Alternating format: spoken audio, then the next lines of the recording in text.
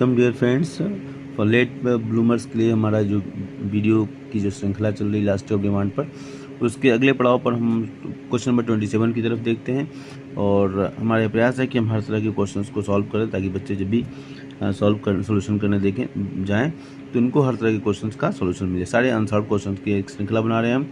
चलिए, a price of a commodity falls from ₹7 per kg to ₹5 per kg. The total expenditure on it increases from 3,500 to 6,250. Find out elasticity of demand. अब यहाँ पर एक restriction दिया हुआ है, क्या? Calculation of elasticity of demand when total expenditure is given. तो जब टोटल एक्सपेंडिचर दिया हुआ है तब हमको इलास्टिसिटी ऑफ डिमांड निकालना है। यहाँ पर देखिए टोटल एक्सपेंडिचर दिया 3,500 और 6,250। ओके, हम इसको सॉल्व करने जा रहे हैं। हमको निकालना है इलास्टिसिटी ऑफ डिमांड। आंसर तो दिया हुआ है पहले से एज यूजुअल।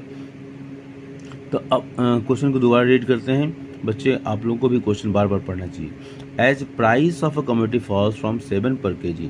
ठीक है, 7 है, मतलब आपको P दिया हुआ है और ये है P1 हो गया।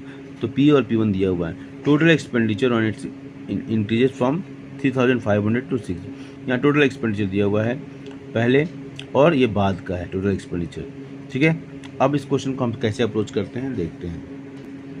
देखिए, क्वेश्चन के अनुसार हमने यहाँ लिखा सी P=7 लिख दिया और P1 कर दिया हमने 5 कर दिया। टोटल एक्सपेंडिचर का फॉर्मूला क्या होता है? टोटल एक्सपेंडिचर क्या होता है? जितना हमारे पास जितनी क्वांटिटी है और उसकी जो प्राइस है, दोनों को मल्टीप्लाई कर देता है टोटल एक्सपेंडिचर। तो ये हमारा प्राइस था, ये हमारी क्वांटिटी है। इतनी क्वांटिटी हमने परचेज करने के ऊपर खर्च किया, इतनी क्वांटिटी लिया, तो ये P1 और Q1 को हमने मल्टीप्लाई कर दिया। ठीक है, तो ये 6250, चूँकि बाद का ये टोटल एक्सपेंडिचर है 6250, ये बाद का है, तो इसलिए P1 और Q1 हमने लिखा है। तो 6250 ये मिल गया। दूसरा ये पहले का है, तो P इंटू Q, तो ये पहले का है total expenditure P into Q 3500। पहले 3500 एक्सपेंडिचर था और बाद में ये 6250। और टोटल एक्सपेंडिचर हमेशा क्या होता है? प्राइस इंटू क्वान्टिटी होता है। ठीक है, तो ये देखेंगे। अब यहाँ पर P into Q 3500 according to question P into क्या है? ठीक है, 3500। तो P इंटू Q 3500 है और P कितना है? 7 है, तो हमने 7 की वैल्यू पुट कर दिया। तो Q की वैल्यू में निकल जाएगी 3500 डिवाइड बाई 7। तो ये 500 हो गया हमारा क्या? Q। तो Q हमारा 500 निकल गया। अब आते हैं P1 इंटू Q1। ये हमारा बाद का एक्सपेंडिचर कितना? 6250 है। यही इसी बात को हमने यहाँ लिखा है। तो यहाँ P into Q1 is equal to 6250, तो Q1 is equal to 6250 divide by P1। तो P1 की वैल्यू हमारी 5 है, P1 की वैल्यू 5 है। इस वैल्यू को पुट कर दिया हमने और इसको डिवाइड करने के बाद जो वैल्यू आता है वो क्या आता है? 1250 आता है।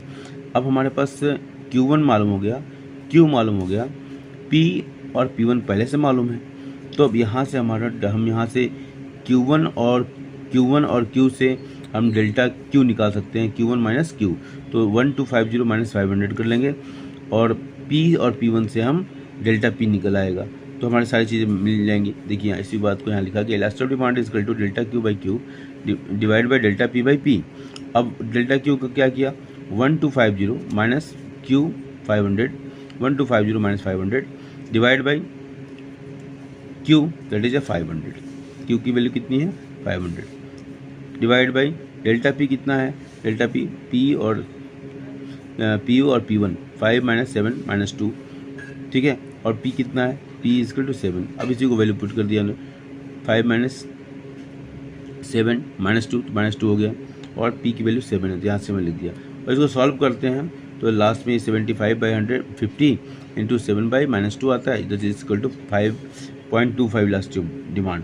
Elasticity of demand is more than 1, so it is called more elastic. Thank you. I hope you like this. Thank you.